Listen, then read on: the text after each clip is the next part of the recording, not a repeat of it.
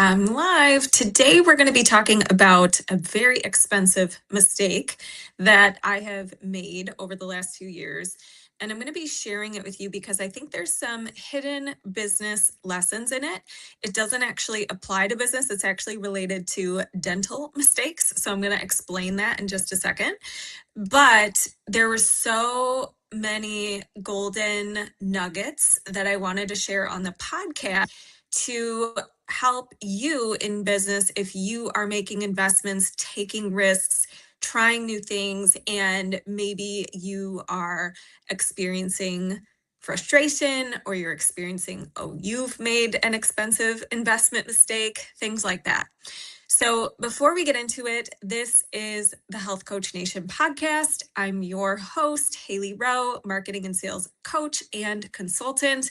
And I specialize in working with coaches and online service providers when it comes to booking clients, growing their business, getting out there locally or online.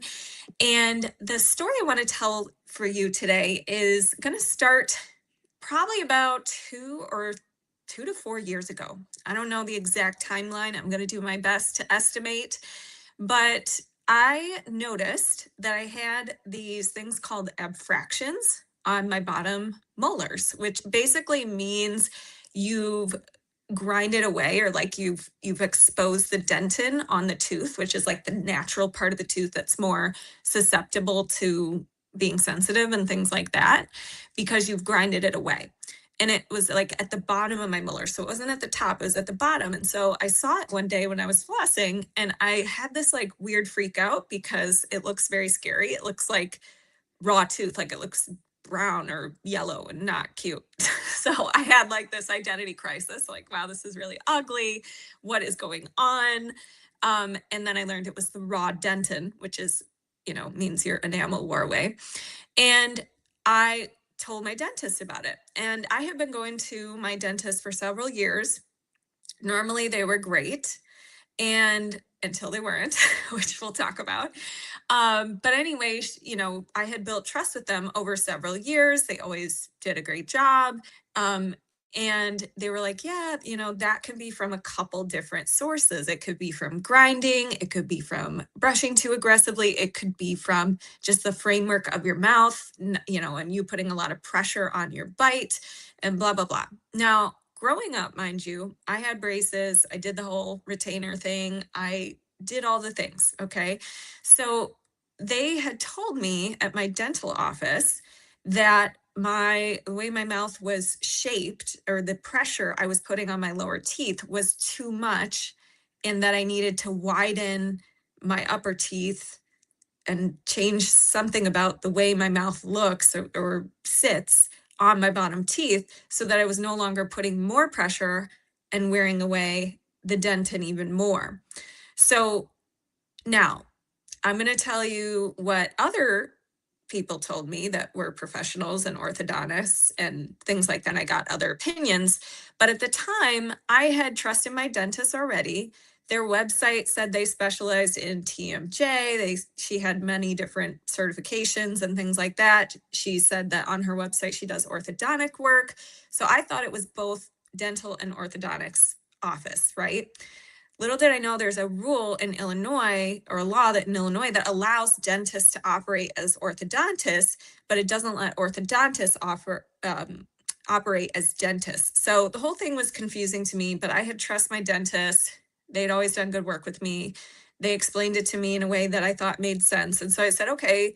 And then they made it sound super simple to fix. They were like, oh yeah, what we're going to do is we're going to give you this retainer thing that you're going to wear, and it's going to widen the top and put less pressure on the bottom of your teeth, and yada, yada, yada. So I'm like, okay. They made it sound like it was maybe a short time frame, 6 months, maybe a year. And then naturally I wouldn't have to get it worse on the bottom of my mouth. And naturally I wouldn't have to drill into the dentin, because it was still in overall good condition, and I don't have to get it filled, and I just correct the root problem so that it doesn't get worse, right? Now, I said, okay, and I signed up and I did this thing, and it was very expensive retainer device. And it started to get worse, meaning over time. Now, I was at this time just trusting the process because they were acting like everything was going great and fine. So I'm telling you the story first so that then I can tell you the lessons after. And I may have to split this up into 2 episodes. So, anyways, as I was proceeding through this retainer situation, it was a device called the Bionator, which after more research, I learned that they pretty much only use it in Europe. It's very outdated. It is usually only effective in children. I'm an adult. Okay. So there's a lot of things wrong with this picture. But at the time, I was like, all right, whatever. I'm, outsourcing it to the expert. And I was noticing I was getting gaps in my teeth, and I was noticing my bite was feeling really weird. Like I could not bite together without like shaking. Like it was so uncomfortable. And I was like, is this normal? Like, and also I developed like a speech impediment, which I had never had in my entire life. And I was just, my gut feeling kept getting like, this seems very strange. But they were like, no, this is how it progresses. And then it moves all back together. But then the story started to get more elaborate of what they were telling me. So originally it was this short timeline. We're going to get this done, yada, yada. Then it started to turn into, oh no, now it's going to take 2 years or more. And after all of this, we're going to have to now get you an Invisalign because your teeth have moved. And so it's becoming this elaborate process. Okay.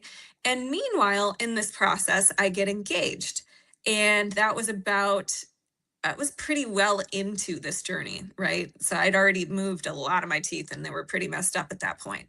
But I kept being told, no, this is the timeline. This is going the way it has to move weirdly before it can move back together, blah, blah, blah. Like just strange information. Okay. So I'm starting to get a little doubtful. And now I have a timeline because now I'm like, okay, I'm getting married. I can't have this weird situation going on. So now I'm getting more and more concerned. And I finally, which is way too late, get other opinions from other orthodontists, professionals. I also ended up seeing some periodontists too because I have gum recession anyways and I needed to do that. But a lot of them recommended some good orthodontists to me and things like that. After talking to probably 7 professionals, there was also a myofunctional therapist in there because after all of this work done I had on my teeth, I had to start doing tongue therapy because my tongue thrust got worse and the speech thing got worse. And so now, on top of the payments I was paying the dentist to do this process that was making everything worse, I had to now also pay this therapist, which is not covered by my insurance. I don't even have dental insurance because I'm self-employed. But point is, had to start doing that too. And every professional, and by the way, the myofunctional person was referred to me by the dentist.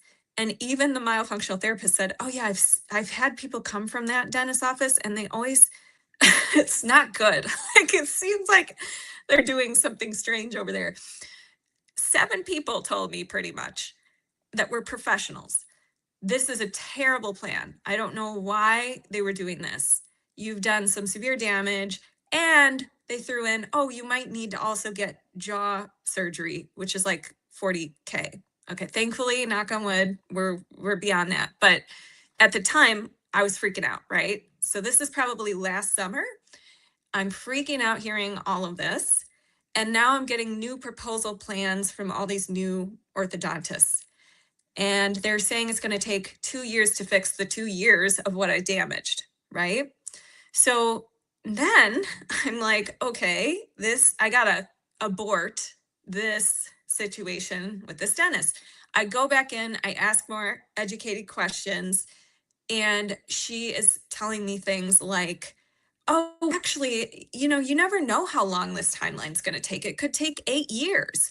I had a patient, blah, blah, blah. And now she's just totally changing the story, the expectations, the timeline. Nothing makes sense. Nothing connects.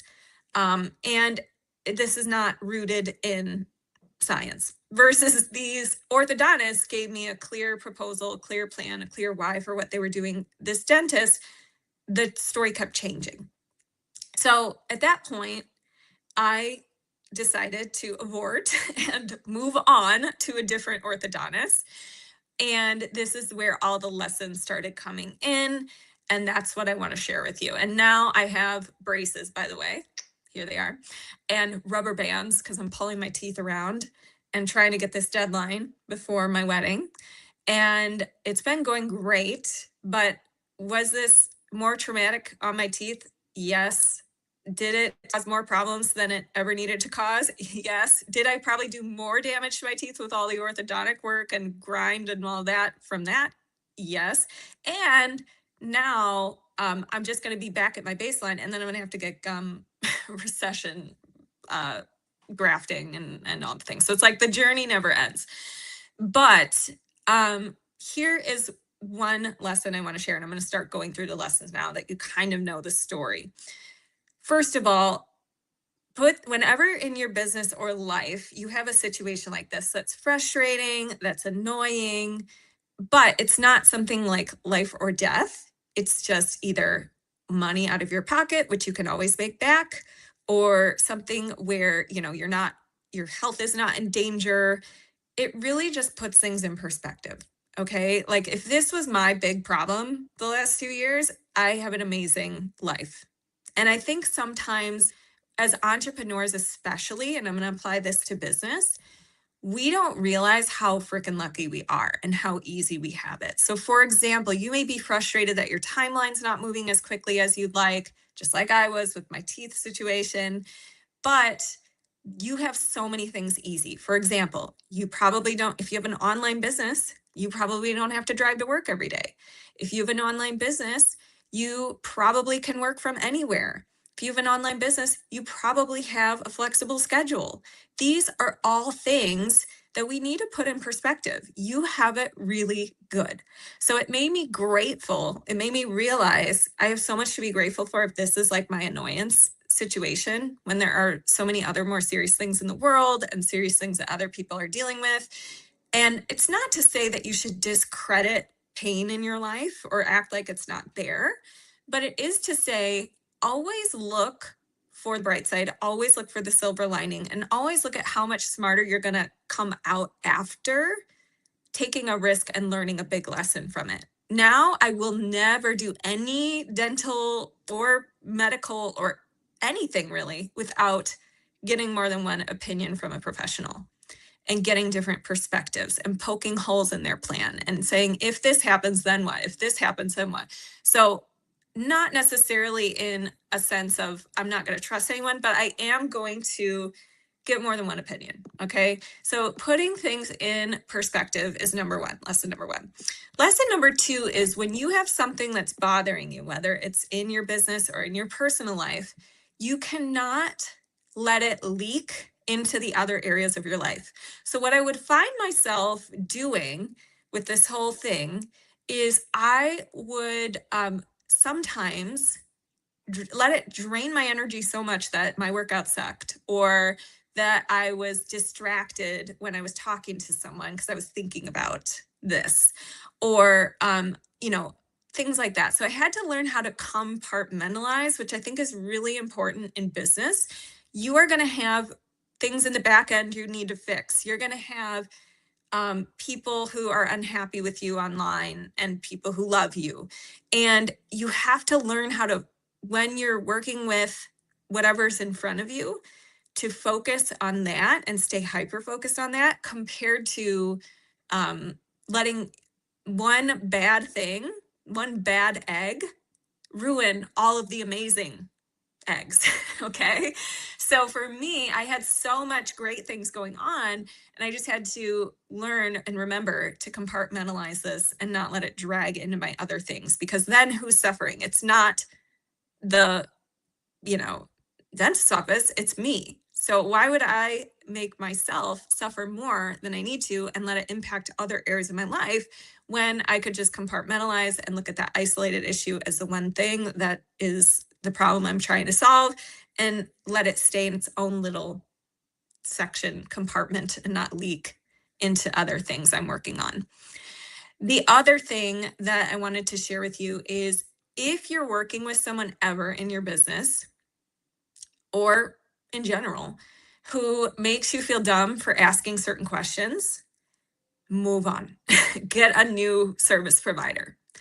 Because one of the things that this dentist did was they kept, when explaining things, they kept being like, well, it's very complex. It's very hard for regular people to understand. And here's how it works. And she gave me an analogy like, oh, imagine building your house on an unsolid foundation, and that's what you have. And so we're trying to move the bone and blah, blah, blah. And other orthodontists were like, no, I mean, yes, to a degree that matters, but like they told me the truth. Okay. So here was the thing that I had to learn is that don't take that. Say, okay, I know that I'm not, an orthodontist or a dentist, but I need you to dumb this down, and I need you to not act like I'm dumb for asking the questions, and don't accept somebody acting like you have a dumb question or you're stupid for asking that question. Really, just the gaslighting component. If you notice that anywhere, immediately move on. And the other thing that is really key is to have a good support crew around you, because during this process, there were so many times where I would vent to my support crew. And I think it's really important in business and in personal life to have ways to channel your energy in an effective way instead of letting things sit and holding so much pressure, holding so much stress inside. I think it's very important to like express it or get it out of your body or go move or go talk to someone or whatever it may be. And one thing that I did that was really effective for me about letting all this go is I wrote a letter, just expressing like, here's what happened, here's where I'm at, here's now the extended costs that I'm dealing with because of this one issue that wasn't even required, which by the way, the other orthodontist told me all I would have needed for the abfractions at the beginning was a bite guard when I went to sleep. That was it. I would need like a $20 bite guard or a $100 bite guard. I don't even know how much they are, but that would have been the only thing I needed. And instead we went down this very expensive rabbit hole, and the whole thing altogether of, getting this retainer bionator thing and doing the appointments and then getting it all fixed with braces. And then I had with the braces, I had to get something called TADs, which are like screws in your mouth, which are extremely terrifying. And they try to pull up your molars, and they kept falling out. So I didn't end up even getting to use them. I had to get them. I kept trying the little engine that could. I kept getting them back put into my mouth, but then they would fall out. So that didn't end up working, but it was going to accelerate the timeline way faster. And it did. I got like maybe 2 weeks wear out of it. I was supposed to get several months wear out of it, but I paid for that too. And that didn't work out, and it kept falling out. I wasn't a good candidate, apparently. And so with all of that, this is probably a whole process. It was like 27K, maybe more, but that's a rough estimate that I did when I looked back at all the expenses. So that's pretty painful mistake, right? Not crazy, meaning you can recover from that, but it is something where you are not happy that that happened, right? So I had this, letter where I said, here's what happened, here's what I'm dealing with, here's what the 7 other opinions that I got said, and I requested a refund. I didn't get it, but requested it. And I felt so much better though after writing that, because it was like closure for me. It was like, okay, here is what is going on. And I don't want to express that I was not responsible for this, because I don't want you to listen to this and think, oh, if something bad happens to you, you should blame it on the other person and you should ask for a refund and blah, blah, blah. I do not think that at all. I do think you should advocate for your own care. I think you should speak up to get the support you need. I think that you should take full responsibility for everything that happens to you. So for me, I qualify this as a very valuable lesson. I don't blame them. I don't like that. I believe my conception is that they saw an opportunity and took advantage of me. But I'm not going to play the victim. I'm going to take responsibility. I'm going to fix the problem, and I'm going to learn from this and extract as much value from it as I possibly can. So writing that letter allowed me to, number one, have closure, but then what I was able to do after all of this is extract so many lessons and things I wanted to share. And the other thing that I wanted to share is when you have something going on in your life and you're a coach, okay, or you're a content creator of some kind and you are sharing value online and stories online, turn it into very helpful content, turn it into an opportunity.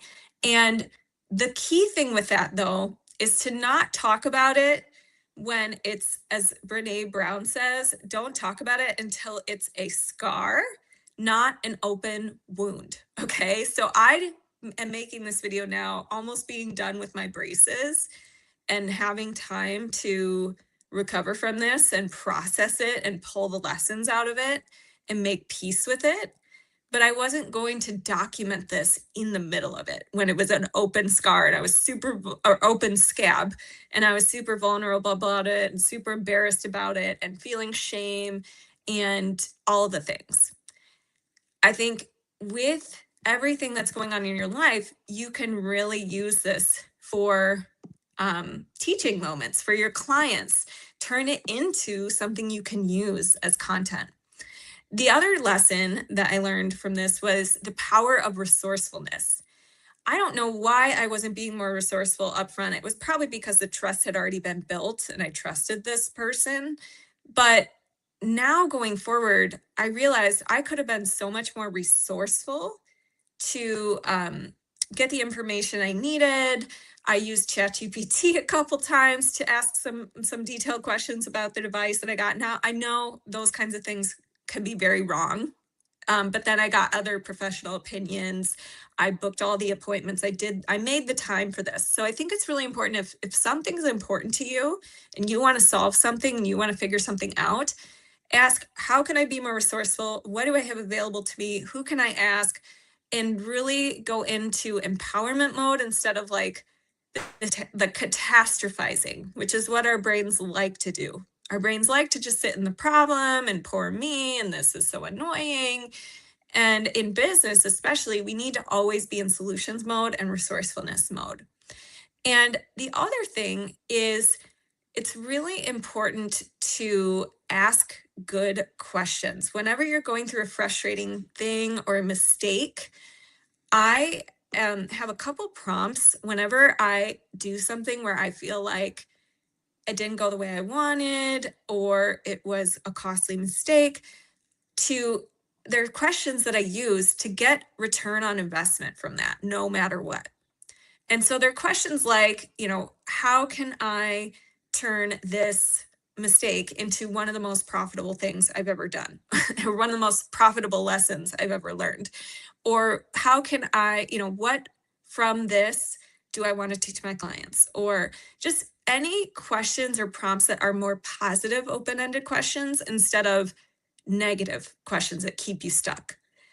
And because we're coaches, we should be using everything in our life that doesn't go the way we want as ways to coach ourselves and become better coaches. Because our clients, when we work with them, they're going to be going through hardships. They're going to have obstacles. They're not going to stick to their plan. They're going to have life things that come up that feel like they derail them. And so in order to be a powerful coach, the more bigger life you're living, the more risks you're taking, the more you actually are making failures, the more you can actually speak to that for your clients and help them through that and understand what they're going through. And nobody wants a coach who's like perfect and does everything right and can't relate at all to when obstacles come up, right? So using everything as a coaching opportunity. And then the other lesson I learned from this is to trust yourself. I had a gut feeling like things are really weird. And I started to have like questioning about how they were doing things when they were doing my adjustments on my bionator and all of that. And I should have listened to my gut feeling earlier.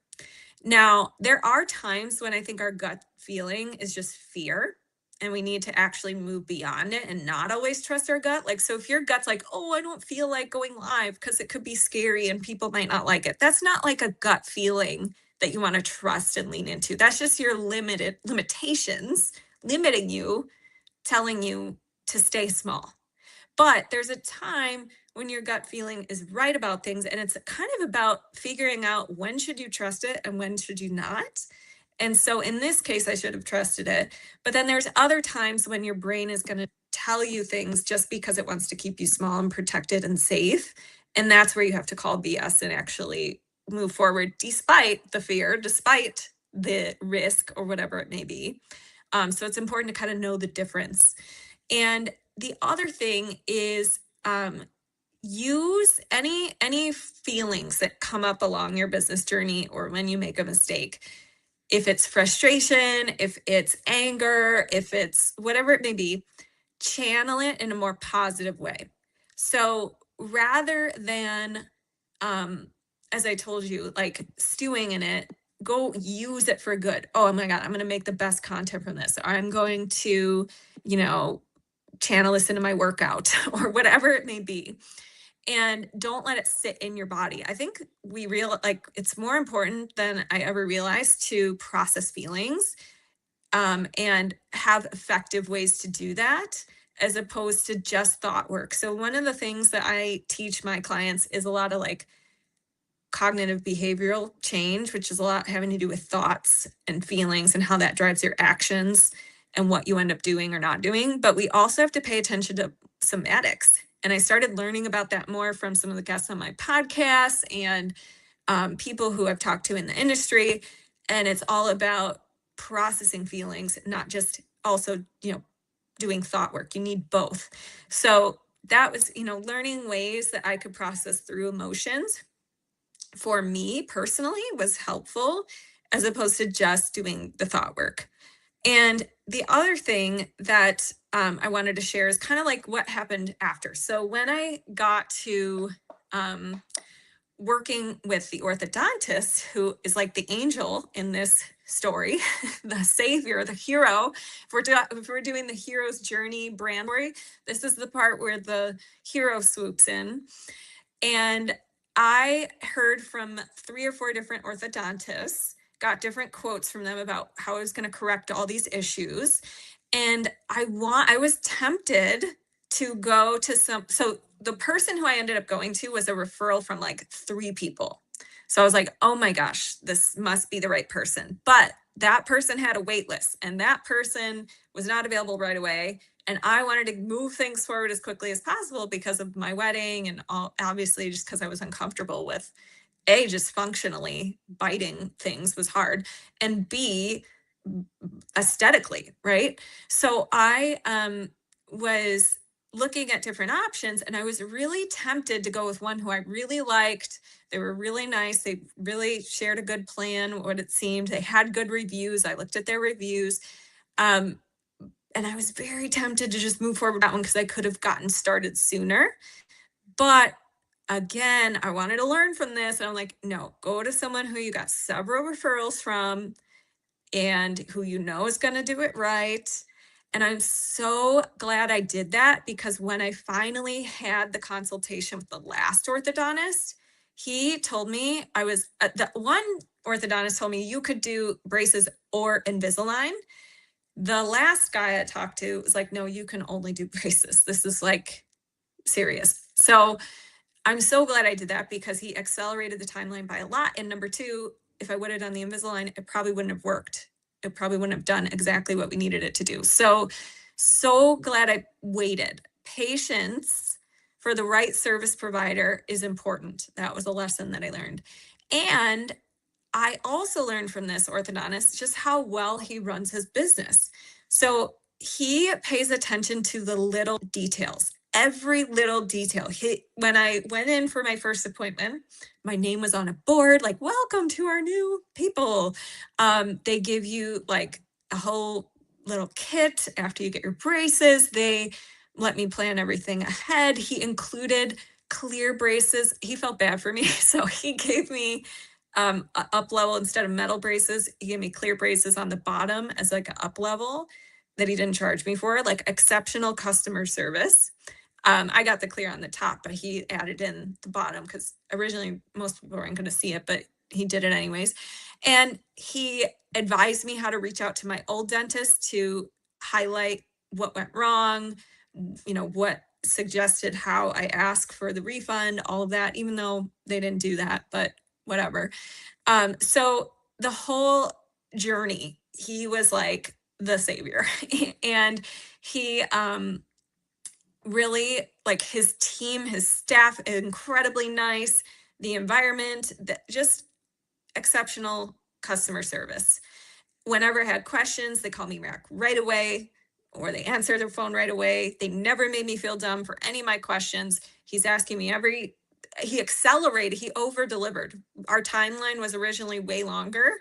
He's made it way shorter. So that was like kind of night and day of business owners. Like, one would act like I'm really annoying asking questions. I'm too dumb to understand it. They're operating out of scope. The other one, operating within scope, under promise, over delivered, team and staff amazing, like every step of the way, very clear about the process, no guesswork in what I'm getting, all the things. So the next lesson that I learned is surrendering. And I think it's just really important to respond with what you can do about it. But even when you've done everything you can do, at some point, you also just have to be like, this is where we're at. This is the timeline. It is what it is, and let it go. And I think in business, it's really hard because when you're an entrepreneur, there's no certainty about the timeline. You can do a lot of things to improve the likelihood that you're going to get clients, that you're going to get sales, that you're going to set up your business for success, all of the goals that you have.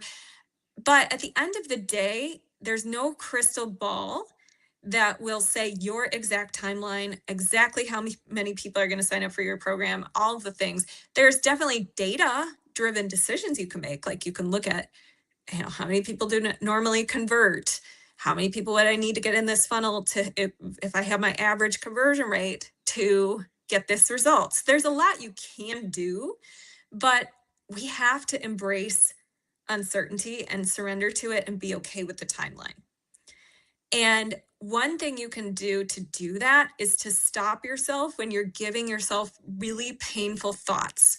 So one of the things I kept resisting or thinking through this whole journey was, this shouldn't have happened. It shouldn't have gone this way, because none of this I wouldn't have to be doing all this corrective work. I should have just got a bite guard. Like, I would have saved myself $27,000, 4 years of teeth work, maybe not have needed to get the gum grafting so soon because of the, extra pressure on it and all, blah, blah, blah. So the whole thing, I was like, oh my gosh, this shouldn't have happened. But if you have ever read Byron Katie's work and you believe in, that the kind of personal development work that I do, she always talks about how always should have happened this way.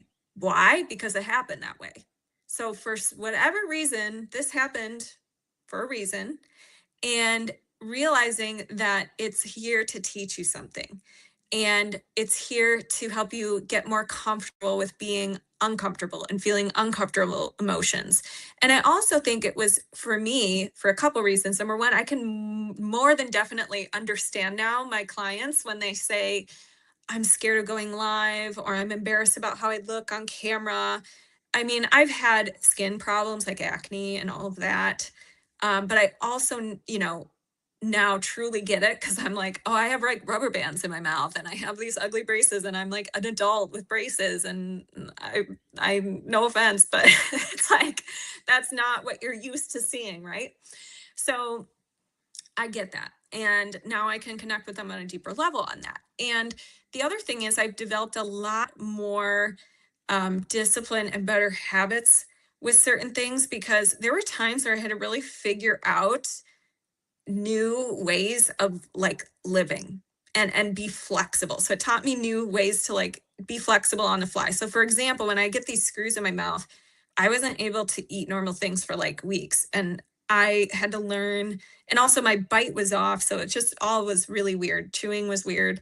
And so I had to learn how to still include, like, you had to learn new things. Like, oh, how do I still get vegetables and fiber and protein in when I can't chew anything?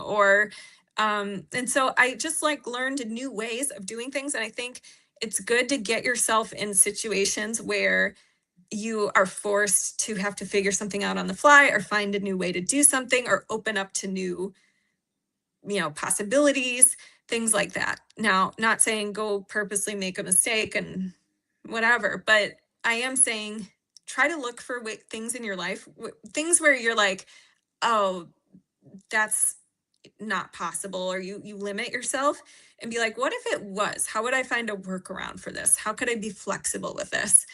And the other thing is, um, oh, never mind. That's a repeat. So I already mentioned that. So, anyways, this is my first. I have more on the topic, but I think I'm going to stop here.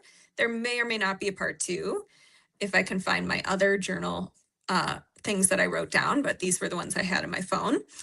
And if you have something that you've turned into a victory that most people would see and originally think is a mistake or something you did wrong, I would love to know it. Feel free to share in the comments if you're watching live, or feel free to DM me on Instagram at Haley_Rowe.